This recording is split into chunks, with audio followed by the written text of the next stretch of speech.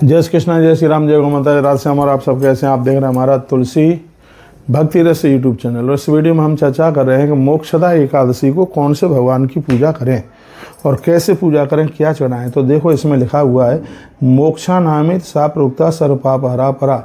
ये मार्गशीर्ष के शुक्ल पक्ष में पड़ने वाली एकादशी का नाम मोक्षदा एकादशी है। देवम दामोदरम राज्यन पूरी इच्छा प्रयत्न था।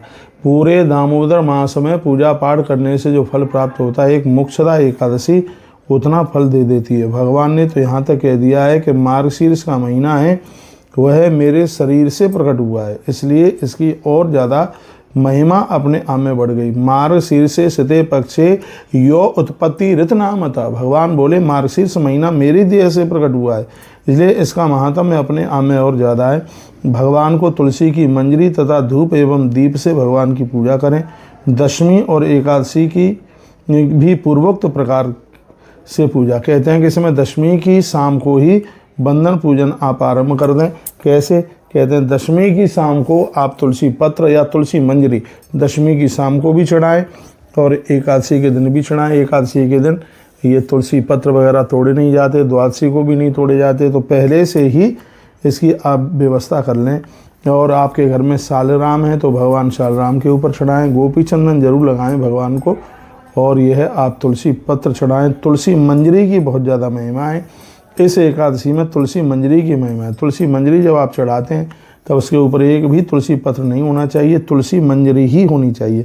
तो यह महापातकों को नाश करने वाली है, ऐसा स्पष्ट ग्रंथ में वर्णन किया। मोक्षा च एकादशी नामना महापातक नाशिनी तुलसी मंजरी विश्य धूपई दीपेश प्रयत्नता।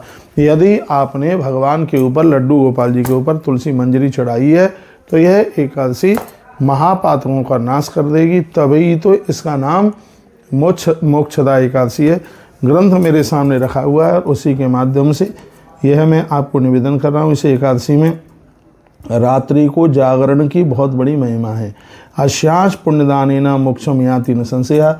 यह 11 मोक्ष दे देगी, इसलिए किसी भी प्रकार का इसमें आप संशय नहीं समझिए। शृणु राजन प्रवक्ष्यामि देव्याम पौराण किम कथा। जो कोई इस कथा को भी सुन लेता है, श्रवण मात्र न सर्व पाप क्षयो भवेत्, उसके संपूर्ण पाप जल करके राख हो जाते हैं। तो मैं सभी हरि वैष्णव जनों को कहूँगा कि भगवान को गोपी चंदन, तुलसी मंजरी और तुलसी पत्र चढ़ाना नहीं भूलिएगा, क्योंकि यह एकादशी पितृन स्वकीयान से पश्चात अधोगतान्नप। बैखानस राजा ने अपने पूर्वजों को अधोगति में देखा तो इसी पूजा ने उनको मोक्ष दे दिया। मोक्षा नामित सा प्रोक्ता सर्वपाप हरा परा। यह सभी पापों को जला देती है, जीव को मोक्ष देती है, इसलिए तो इसका नाम मोक्षदा एकादशी है। तो इस एकादशी में कैसे किस देवता की पूजा करें, कैसे करें, तो हमने आपको निवेदन कर दिया। लड्डू गोपाल जी को या सालराम भगवान को गोपी चंदन लगाइए, तुलसी पत्र और तुलसी मंजरी जरूर चढ़ाइए, इससे हमारे पुरखे मुक्त हो जाएंगे। और इस दिन का जितना भी पुण्य है वह सब आप पूर्वजों के लिए समर्पित कर दीजिए।